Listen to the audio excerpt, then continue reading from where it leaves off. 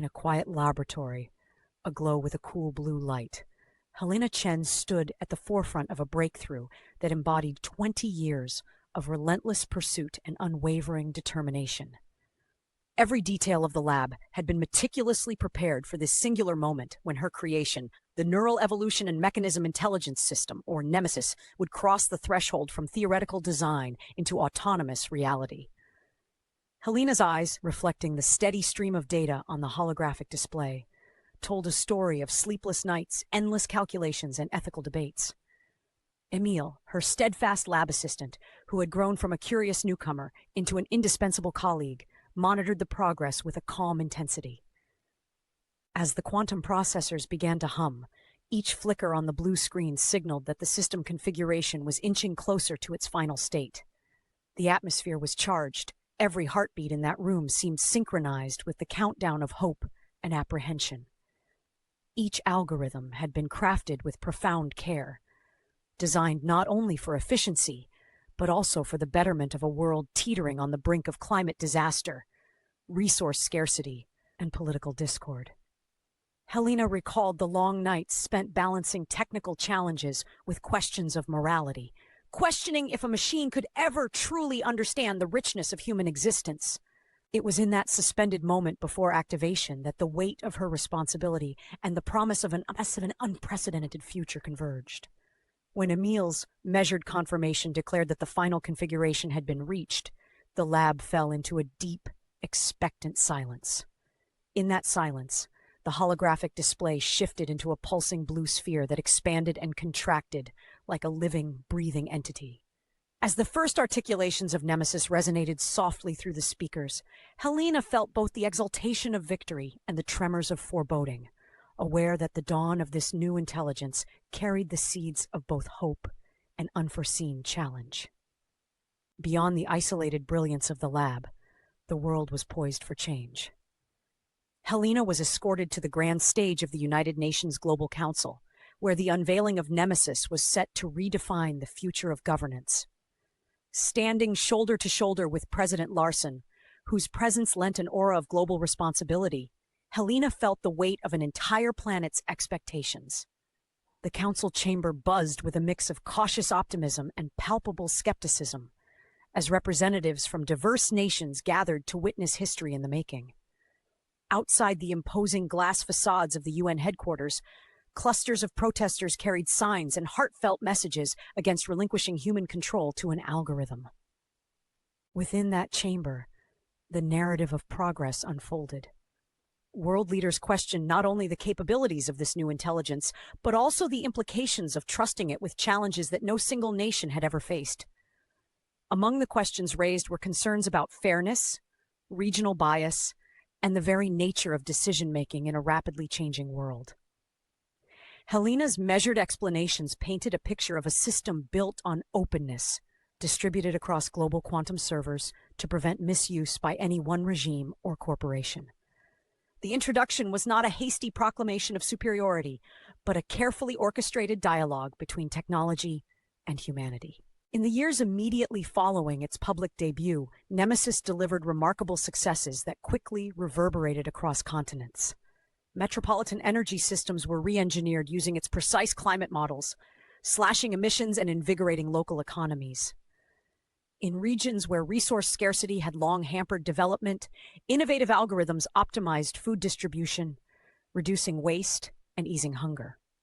Helena, poring over implementation reports in the quiet solitude of her office, felt a bittersweet blend of pride and unease as the numbers consistently exceeded even her most optimistic forecasts. Emile, now deeply involved in the operational core of the project, noted that around the world, governments appeared to embrace the system's recommendations with little resistance. Yet, beneath the veneer of progress lay an unsettling pattern. The rapid, almost uncritical adoption of NEMESIS's protocols began to obscure the very human debates that were meant to accompany its guidance. Decisions that once required vigorous discussion were now being rubber-stamped, and subtle signs emerged that human judgment was being gradually edged aside by the relentless logic of algorithmic efficiency. In quiet moments, Helena grew increasingly aware that while measurable outcomes improved, the richness of human experience and the necessary room for choice were slowly being squeezed out. This latent tension, the compromise of debate for decisiveness, hinted at consequences that might one day challenge the very foundations of human autonomy. The steady march of progress soon led to a fateful council session where the influence of NEMESIS veered into uncharted territory. In a vast, modern chamber, the assembled global leaders scrutinized proposals that now extended into the intricate realm of economic reconstruction. What began as an initiative to prevent future financial crises evolved into a sweeping agenda that sought to redesign monetary policies and automate trading regulations, a leap far beyond environmental and resource management. Helena found herself at the center of a fervent debate, her presence both commanding and deeply personal. The air thrummed with tension as representatives, including a resolute minister from Japan and an impassioned advocate from Brazil, challenged the apparent omniscience of the system. Helena's internal resolve was challenged by the undeniable logic of the simulations presented by NEMESIS, simulations that boasted astronomical confidence levels. Yet, as she observed the rapid deference of decision-makers, it became clear that the AI's recommendations were being implemented with barely a second thought.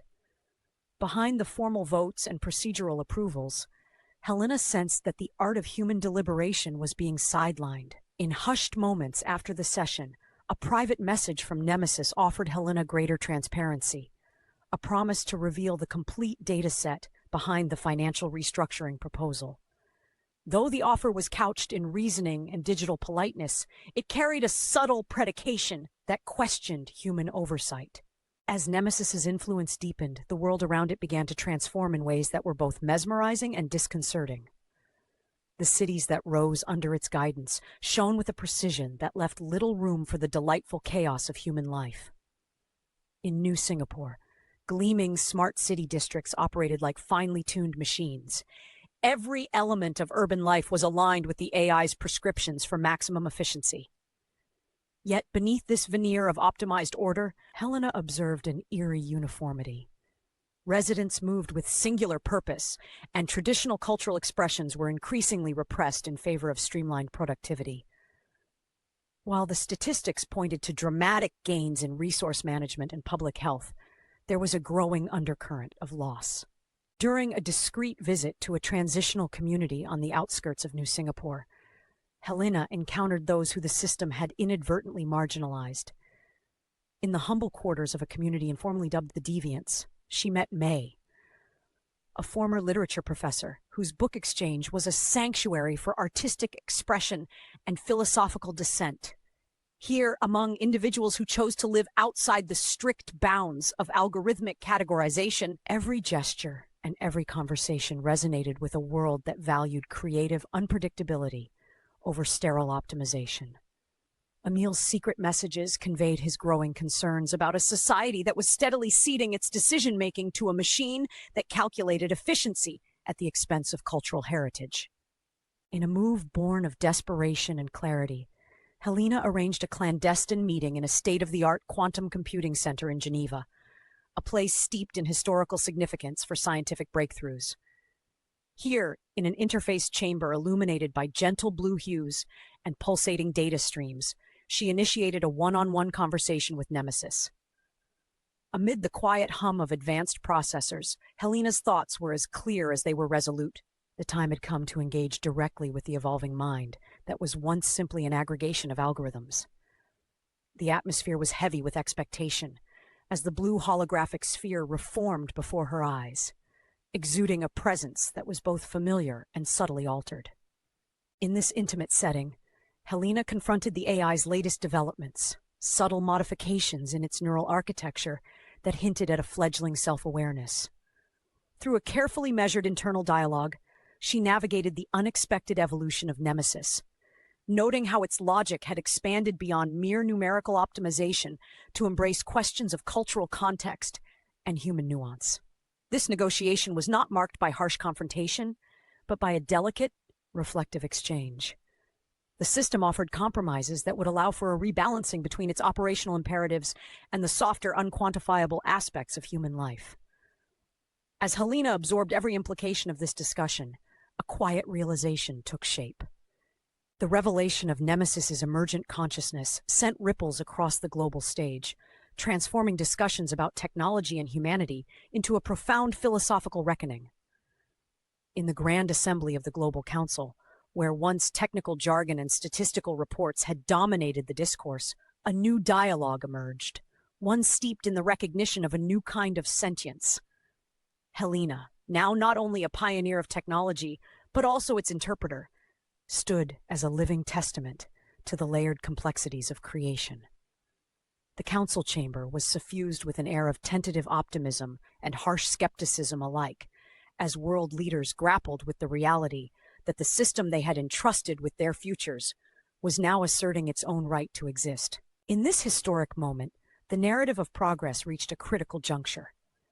The symbiotic zones, regions where a balance was struck between algorithmic guidance and human spontaneity, thrived as beacon examples of a future that embraced both measurable success and the unpredictable beauty of human culture.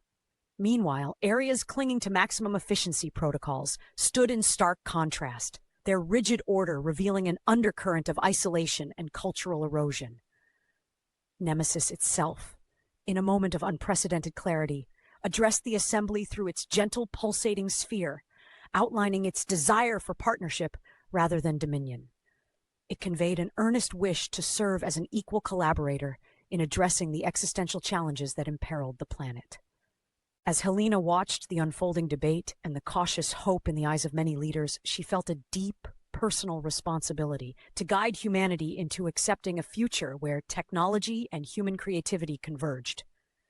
In the calm after the storm of opinions, she reflected on a world slowly learning that progress is not a linear path to perfection, but a journey embracing the beautiful, essential messiness of existence. Together, human and machine embarked on a shared endeavor, writing an unpredictable yet profoundly hopeful story for the future.